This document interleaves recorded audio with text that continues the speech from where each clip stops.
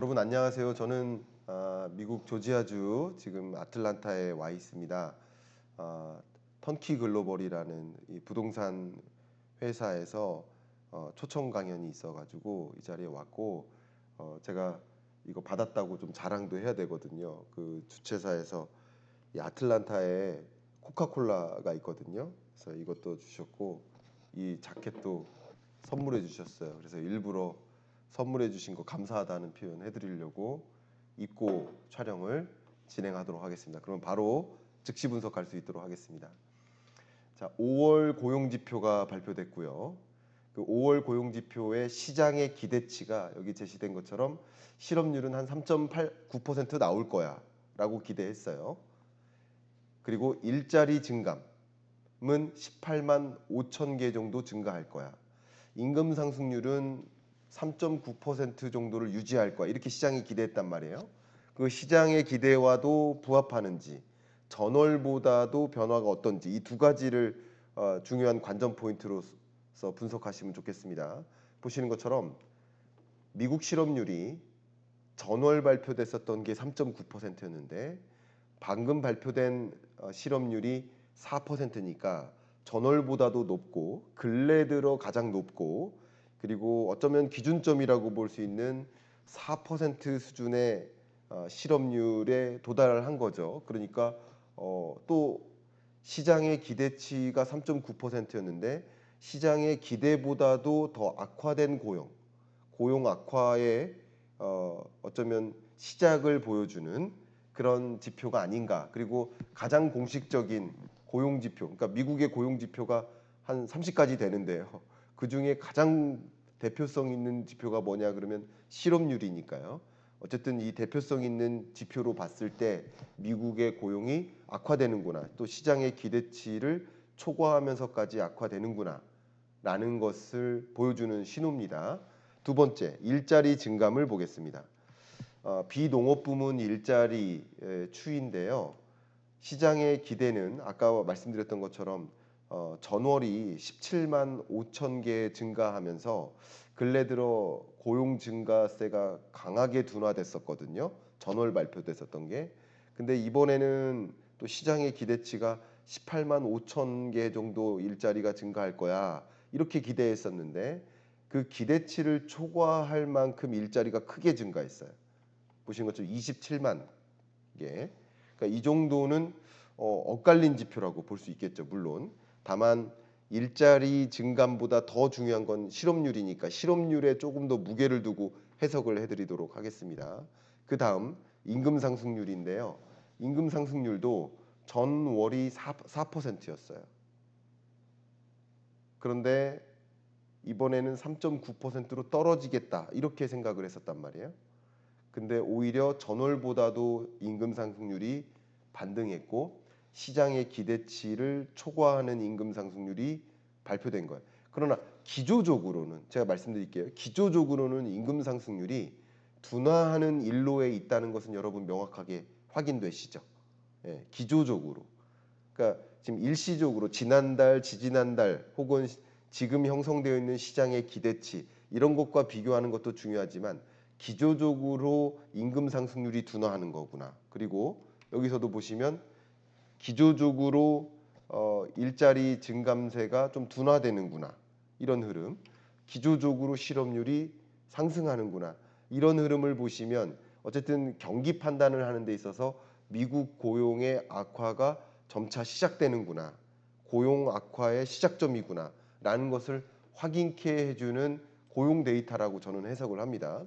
오늘 발표된 이 지표는 세 가지 지표가 일관성 있게 방향성을 갖고 보여준 게 아니라 실업률은 고용 악화의 사인을 보여주고 일자리 증감과 임금 상승률은 고용 악화가 아니네. 아직도 고용 시장이 탄탄하네.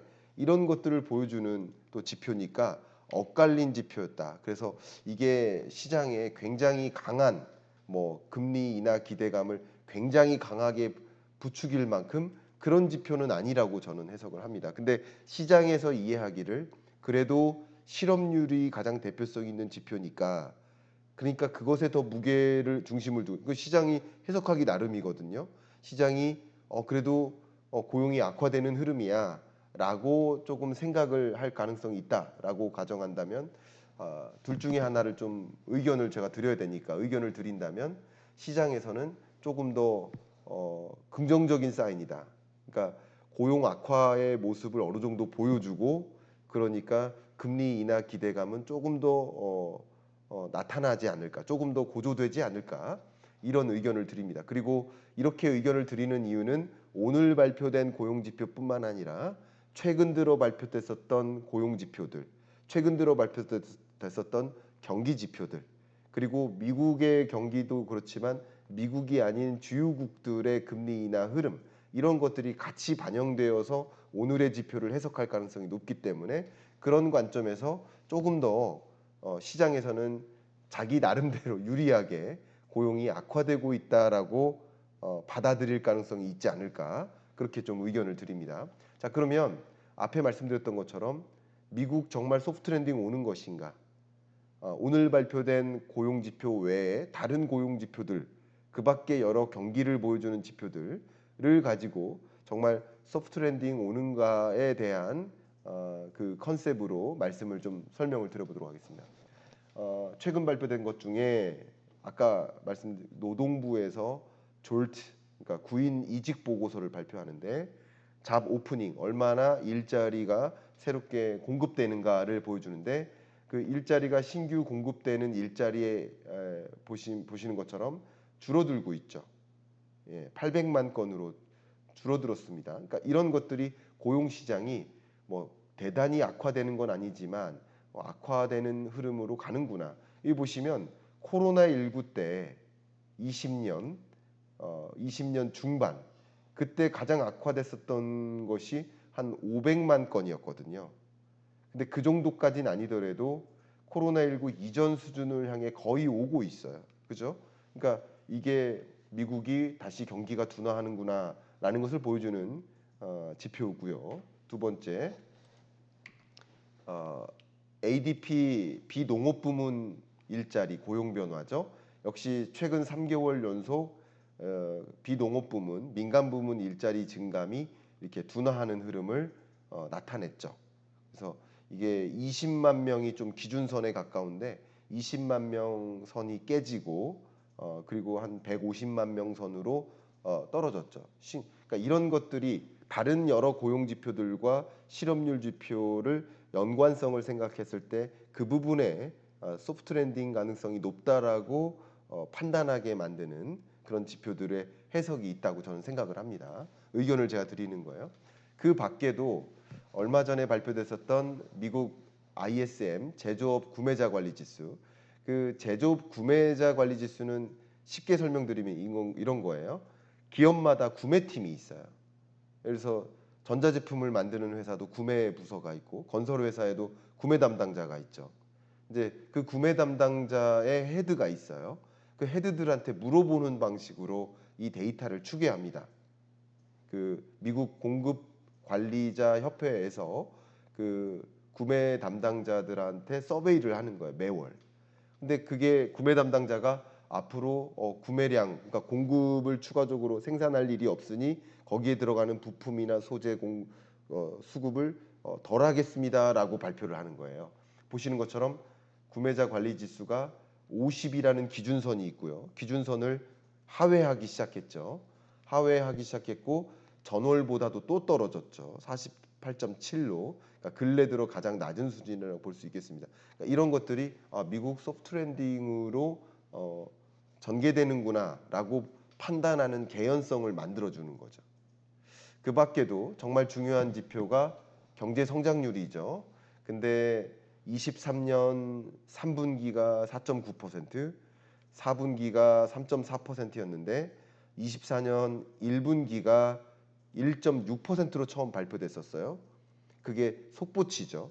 속보치, 잠정치, 확정치가 발표됩니다. 우리나라도 세 번에 걸쳐서 발표되는데 속보치가 1.6%였는데 그거 가지고도 미국이 소프트 랜딩 오는 거 아닌가 하는 의문을 많이 제기했었는데 이 잠정치를 보니까 더 낮아진 거예요. 1.3%로. 그러니까 이게 미국이 소프트 랜딩 진행되겠구나라는 생각을 하게 만들어준 거죠. 보시는 것처럼 1.6 그 속보치에서 잠정치 1.3%로, 그리고 지금으로부터 대략 3주 후에 확정치가 발표되는데 그게 뭐 1.3 언더로 떨어질지는 모르겠으나 1.6에서 1.3 사이지 않을까라고 저는 생각합니다. 그러니까 그런 것은 미국 경제가 예상했던 것만큼 뭐 견조한 흐름, 뭐 골디락스의 흐름을 그냥 그냥 5.5%로 금리 인상한 나라 맞나 하는 의문을 제기했었던 그런 흐름이 아니라 역시 미국도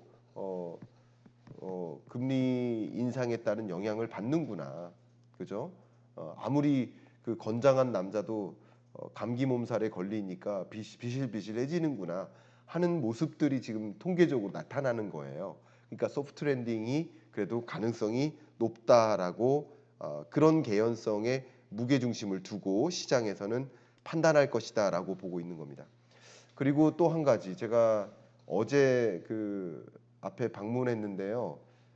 저는 개인적으로 이제 FRB 중에서도 뉴욕 FRB 오브 뉴욕이 가장 FRB 중에서는 가장 영향력 있는 FRB라고 좀 판단하고 있고요. 왜냐하면 페드 FOMC 위원 중에 그 뉴욕 FRB 의장 총재는 고정이거든요. 근데 나머지 FRB 총재는 계속 변화해요, 위원들이. 그러니까 뉴욕을 가장 의미 있는 좀 무게 중심을 두는 FRB라고 보고 있는데 그 외의 나머지 FRB 중에서는 저는 개인적으로 FRB 오브 아틀란타를 중요하다고 보고 있습니다. 왜냐하면 제가 자주 말씀드리는 GDP now, 그러니까 2분기 지금 2분기 GDP는 7월 말에 발표됩니다. 근데 지금 2분기 GDP가 어떨 거야라고 이 전망치를 발표하는 GDP now를 아틀란트에서 발표하죠. 그래서 제가 그 여러분께 사진 하나 보여드리겠습니다.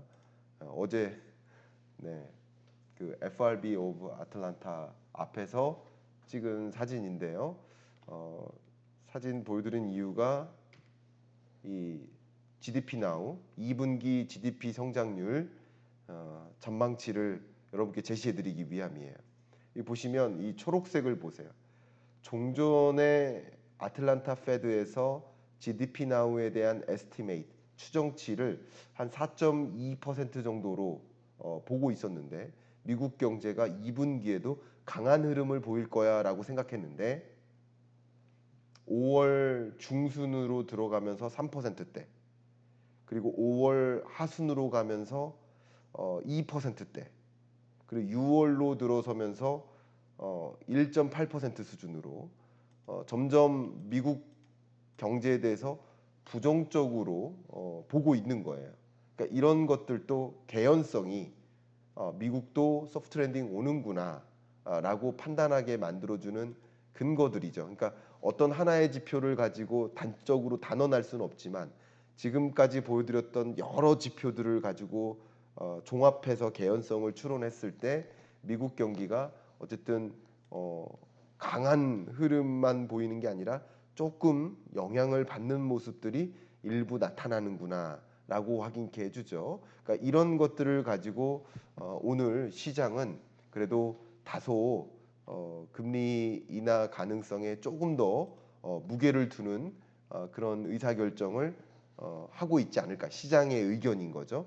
그렇게 생각을 합니다. 그리고 오늘 발표됐던 여러 지표 중에 가장 의미 있는 것 중에 하나가 또 실업률이라고 본다면 그렇게 의견을 좀 드려보도록 하겠습니다.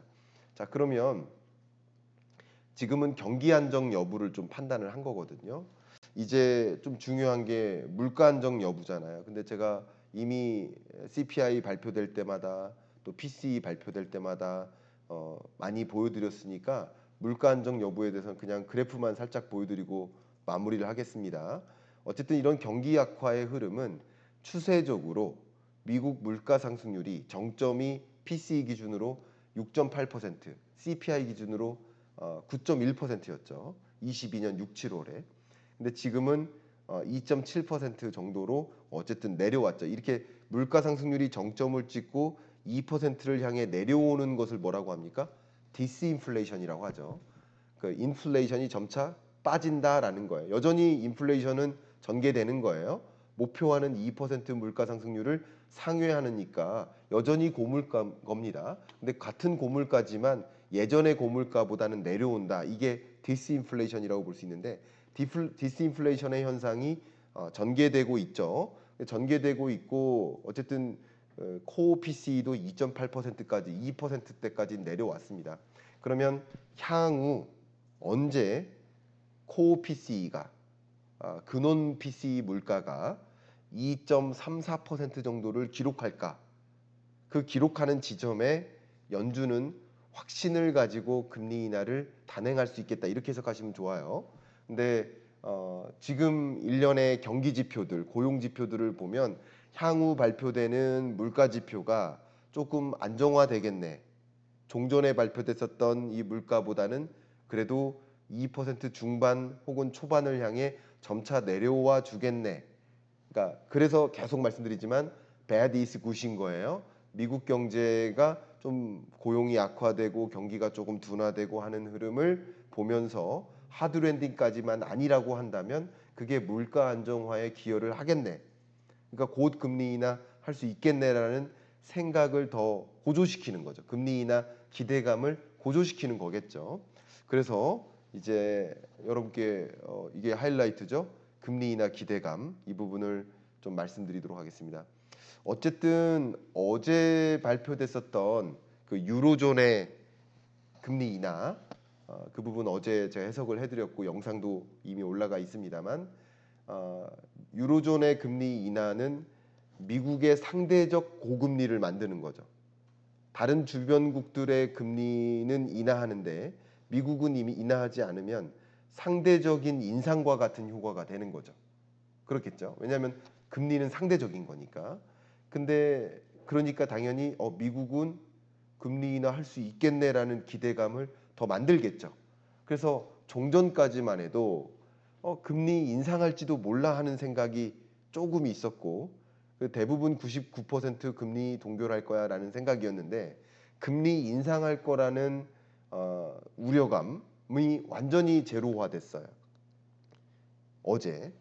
그리고 지금 발표되는 페드워치는 그 수준을 유지하거나 아니면 조금 금리 인하 가능성이 멀어지는 거 아닌가라고 초반에 해석할 가능성이 있거든요. 예, 그렇게 지금 판단합니다. 저도 지금 확인을 하고 있는데 굳이 보여드리지 않아도 충분히 설명이 될 것 같습니다. 그 금리 인하 기대감에 대해서 말씀을 드리면 5월 말까지만 해도 보시는 것처럼 금리 인하 시점이 11월일 거야라고 생각했단 말이에요. 5월 말까지만 해도. 그리고 어쩌면 아주 낮은 가능성이지만 1% 수준의 낮은 가능성이지만 금리 인상할 수도 있어. 추가 금리 인상할 수도 있어. 그러니까 금리 인상에 대한 아주 낮은 우려감과 금리 인하는 연말이 돼서야 할 거야라고 생각을 했었단 말이에요. 5월 말에. 근데 어제를 기점으로 유로존의 금리 인하를 기점으로 9월에 금리 인하할 거야 하고 앞당겨진 거예요. 금리 인하에 대한 기대감이 고조되는 과정이죠. 그리고 앞서 말씀드린 대로 금리 인상할 거라는 생각이 아예 제로화됐습니다. 여기 없어졌죠? 요 칸이 없어졌죠? 네. 그렇게 생각하시면 좋겠습니다. 그러니까 지금으로서는 금리 인하에 대한 시그널이다라고 생각할 가능성이 좀 높겠죠. 예, 그렇게 의견을 드립니다. 그래서 금리 인하 기대감이 기본적으로 조금 5월 말까지 이렇게 쭉 빠지다가 금리 인하 기대감이 다시 올라가는 그런 국면이다라고 생각을 하고요. 그래프로 좀 보여드린다면 이렇죠. 23년 말까지만 해도 금리 인하를 이렇게 좀 대대적으로 할 거야라고 생각을 했다가 4월, 5월까지는 금리 인하 그렇게 대대적으로 못 하겠네라고 이렇게 올라가는 평행 이동하는 그죠? 이런 과정이 금리 인하 기대감이 무너지는 과정이죠. 근데 지금은 다시 이 검정색에서 다소 요런 방향으로 다시 어, 아래로 이동하는 금리 인하 기대감이 조금 더 고조되는 그런 국면이라고 지금의 경기 판단을 하시면 어떨까? 또 시장의 금리에 대한 의견이 이렇게 형성된다라고 말씀드리면 어떨까 생각하고요. 시장에 뭐 큰 반응은 있을 거라고 생각이 되지 않습니다. 왜냐하면 애매모호한 지표 발표였으니까. 근데 기조적으로 봤을 때는 금리 인하에 대한 기대감이 그래도 높게 조금 유지되는 흐름이라고 볼 수 있겠습니다. 이제 여러분들이 가장 갖고 계시는 큰 질문이 금리 인하 기대감 말고 제가 생각하는 실제 미국의 기준금리 인하는 언제일 것인가에 대한 답변을 드려야 될 것 같습니다. 계속 말씀드리지만 경기 안정이라는 면에서는 경기가 너무 악화돼서 걱정이 돼서 하드랜딩이 올까봐 그게 걱정이 돼서 선제적으로 막 우당탕탕 급하게 금리 인하하는 일은 현재로선 예상하기 어렵다. 그래서 성급한 금리 인하는 안 할 것이다. 첫 번째 경기 안정. 두 번째 금융 안정 지표로 봤을 때는 기존에 계속 설명드렸죠. 금융 안정 여부를 진단했을 때도 물론 지금 미국의 상업용 부동산 시장이라는 약한 고리가 있어요. 이게 좀 불안한 요소인 거예요. 이게 신경이 쓰일 겁니다. 그러나 페드에서 이 금리 결정한 성명서상의 금융 불안에 대한 코멘트를 아예 지울 만큼 그 금융 불안으로 인해서 뭐 미국이 경제 위기 올 거야, 금융 위기 올 거야 하는 정도의 판단은 아닙니다. 왜냐하면 그 상업용 부동산 투자사나 건설사, 시공사 이들이 불안한 거 맞고요, 일부. 그리고 이들의 불안으로 이들에게 금융을 지원해줬던 지역 중소은행들이 불안한 건 맞지만 이들 그 불안한 중소은행들의 미국 금융 시스템에서의 기여도가 상당히 낮기 때문에 금융 시스템이 흔들릴 만큼은 아니다라고 페드는 생각하고 있다.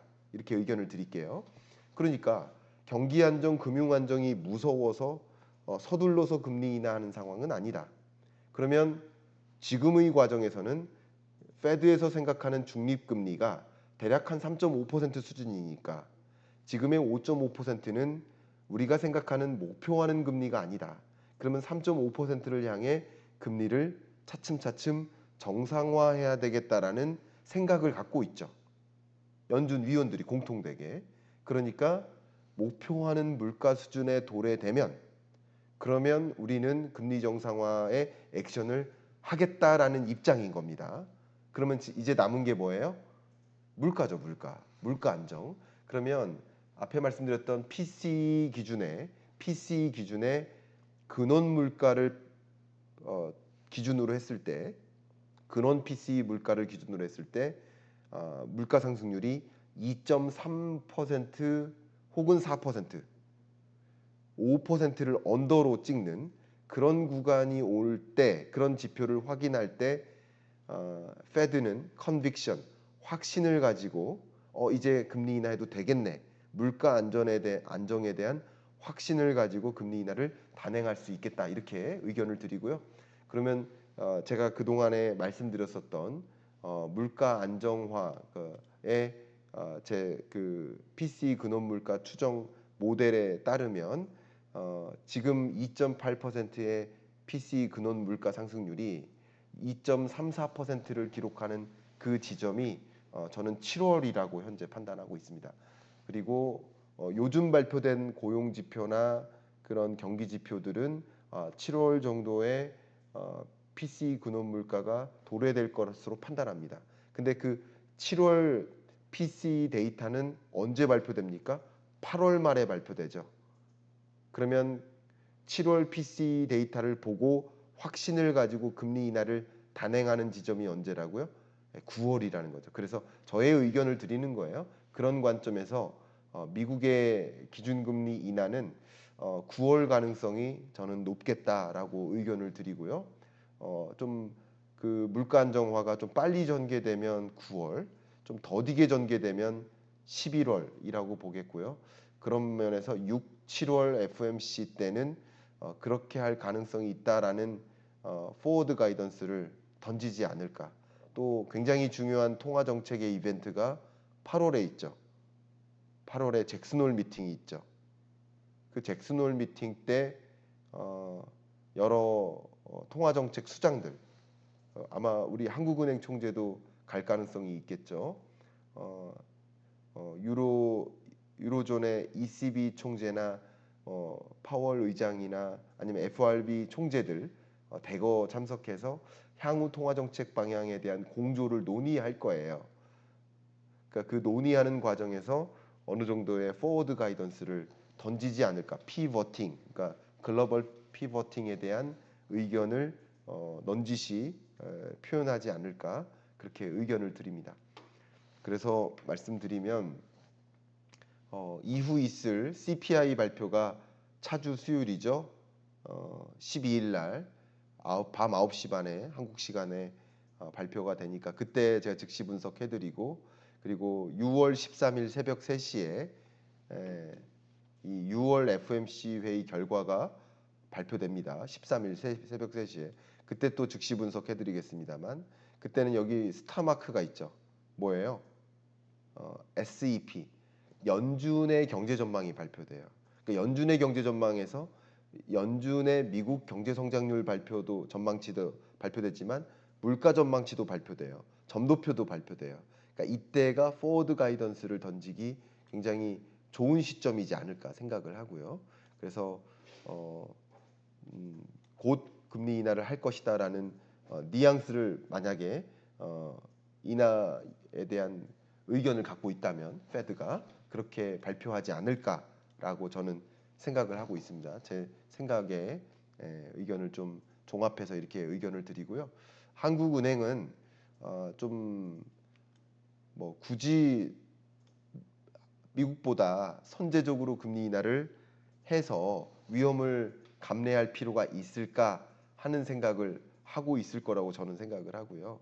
그래서 포워드 가이던스를 던지면서 확실히 금리 인하할 거야라는 기대감이 거의 시장에서 100% 인지하고 있는 그런 지점이면 한국은행이 선제적으로 인하할 수도 있습니다. 그런 지점이면.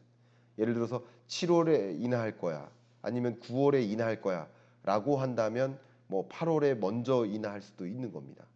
그러나 확실히 그렇게 할 거야라는 생각이 없다면 한국은행은 10월을 선택하지 않을까. 저의 시나리오대로 한다면 미국은 가장 높은 확률로 9월, 우리나라는 10월 그렇게 하지 않을까 하는 의견을 여러분께 드리도록 하겠습니다.